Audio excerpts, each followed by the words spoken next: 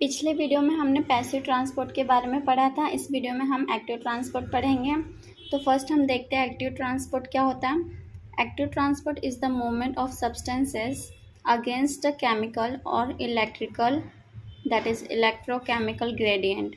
हमारे passive transport में along the electrochemical gradient था, यहाँ पर अगेंस्ट है। इलेक्ट्रोकेमिकल ग्रेडियंट के अगेंस्ट में हमारा ट्रांसपोर्ट होता है सब्सटेंसेस का। It is like swimming against a water tied in a river. जो हमारा एक्टिव ट्रांसपोर्ट है वो नदी में जो पानी की लहरें होती हैं उसमें पानी की लहरों के अगेंस्ट स्विमिंग करने के जैसा होता है। वो उनका अलोंग उसके साथ पानी के साथ नहीं होती, पानी की लहरों के साथ नहीं होती, वो उसके अगेंस्ट होती है। It is also called uphill transport. इसे हम अपहिल ट्रांसपोर्ट भी कहते हैं। पैसिव ट्रांसपोर्ट वाला हमारे क्या था, डाउनहिल ट्रांसपोर्ट, और ये अपहिल ट्रांसपोर्ट एक्टिव ट्रांसपोर्ट वाला। Active transport requires energy. Active transport को एनर्जी की ज़रूरत होती है, which is obtain mainly by breakdown of high energy compounds like adenosine triphosphate ATP। हमारे एक्टिव ट्रांसपोर्ट को एनर्जी की ज़रूरत होती है जो हमें ATP के ब्रेकडाउन के थ्रू मिलती है। ATP के ब्रेकडाउन होने से हमें हमारे एक्टिव ट्रांसपोर्ट को एनर्जी मिलती है। अब हम टाइप्स ऑफ एक्टिव ट्रांसपोर्ट पढ़ेंगे। Active transport is of two types, primary active transport और सेकेंडरी एक्टिव ट्रांसपोर्ट। तो फर्स्ट हम प्राइमरी एक्टिव ट्रांसपोर्ट के बारे में पढ़ेंगे। Primary active transport is the type of transport mechanism in which the energy is liberated directly from the breakdown of ATP। हमारे primary active transport में क्या होता है, जो हमारा जो एनर्जी होता है वो डायरेक्टली लिबरेट होता है ATP के ब्रेकडाउन से। प्राइमरी एक्टिव ट्रांसपोर्ट मैकेनिज्म में by this method the substances like sodium, potassium, calcium, hydrogen and chloride are transported across the cell membrane। इस मेथड से हमारा जो सब्सटेंसेस है sodium, potassium, calcium, hydrogen, chloride, ये सब सेल मेम्ब्रेन के across transport किया जाता है प्राइमरी एक्टिव ट्रांसपोर्ट मैकेनिज्म के थ्रू। अब हम primary active transport of sodium and potassium पढ़ेंगे। Sodium potassium pump. Sodium and potassium ions are transported across the cell membrane by means of a common carrier protein called sodium potassium pump।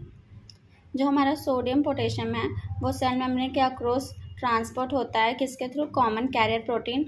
जो ये common carrier protein है वो हम उससे sodium potassium pump कहते हैं। Sodium potassium pump की help से जो हमारा सोडियम पोटेशियम है वो सेल मेम्ब्रेन के अक्रॉस ट्रांसपोर्ट किया जाता है।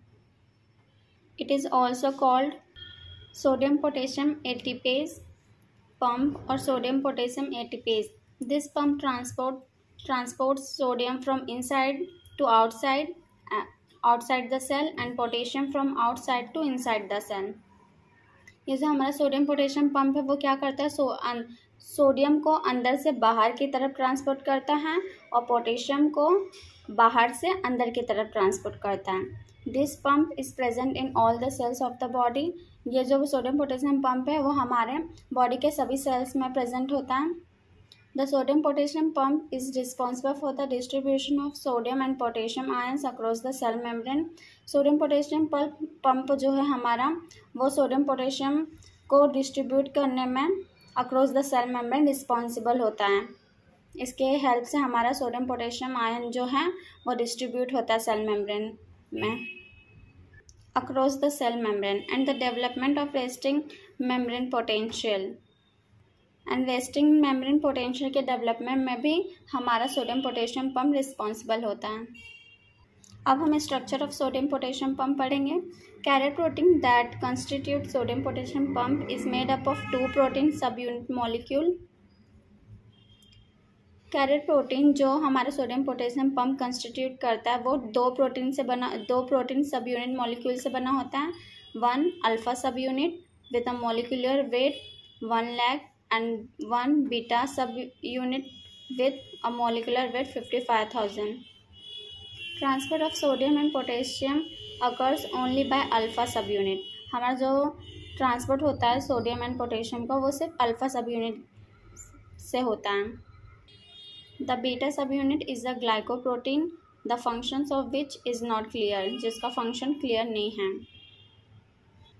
द अल्फा सब unit of the sodium potassium pump has got 6 sites, 3 receptor sites for sodium ion on the inner towards cytoplasm surface of the protein molecule, 2 receptor site for potassium ion outer towards the extracellular fluid surface of the protein molecule, 1 site for enzyme adenosine triphosphate ATPase which is near the site for sodium। तो हमारे 6 जो sites है वो कौन कौन से हैं? 3 receptor sites for sodium ions on the inner surface of protein molecule. Protein molecule के इनर सरफेस पे हमारे 3 रिसेप्टर साइट है फॉर सोडियम आयन के लिए, 2 receptor site for potassium ion जो हमारा प्रोटीन मॉलिक्यूल के आउटर सरफेस पर है, और 1 site for enzyme adenosine triphosphate ATPase which is near the site for sodium. अब हम mechanism of action of sodium potassium pump पढ़ेंगे उसके बारे में। क्या होता है सोडियम पोटेशियम पंप का mechanism of action? 3 sodium ions from the cell get attached to the receptor sites of sodium ion on the inner surface of the carrier protein. 2 potassium ion outside the cell bind to the receptor site of potassium ions located on the outer surface of the carrier protein। हमने यहाँ पे ऊपर sides पढ़ा था कि 3 receptor हमारा inner surface पर होगा प्रोटीन मॉलिक्यूल के, और 2 हमारा आउटर सरफेस पर होगा।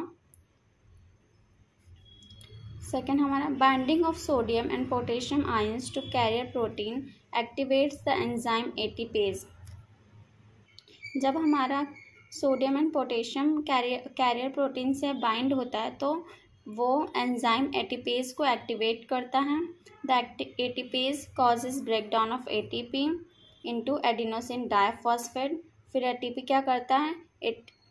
एटीपेज की एंजाइम की हेल्प से हमारा एडिनोसिन ट्राइफॉस्फेट ब्रेकडाउन हो जाता है एडिनोसिन डाइफॉस्फेट में with the release of 1 high energy phosphate.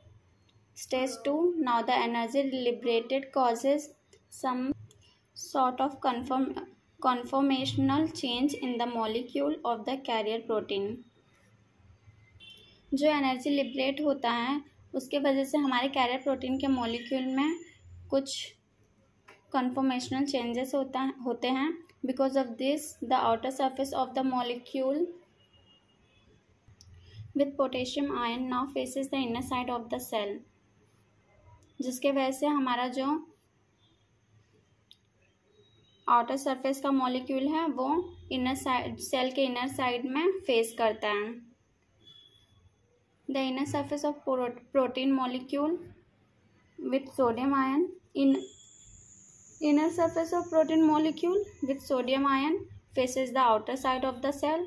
और हमने पढ़ा यहाँ पे जो हमारा आउटर सरफेस का जो मॉलिक्यूल है विथ पोटेशियम आयन वो inner side of the cell face करेगा, इनर साइड सेल के, और जो इनर सरफेस का है वो outer side of the cell face करेगा with sodium ion. Outer surface वाला मॉलिक्यूल पोटेशियम आयन के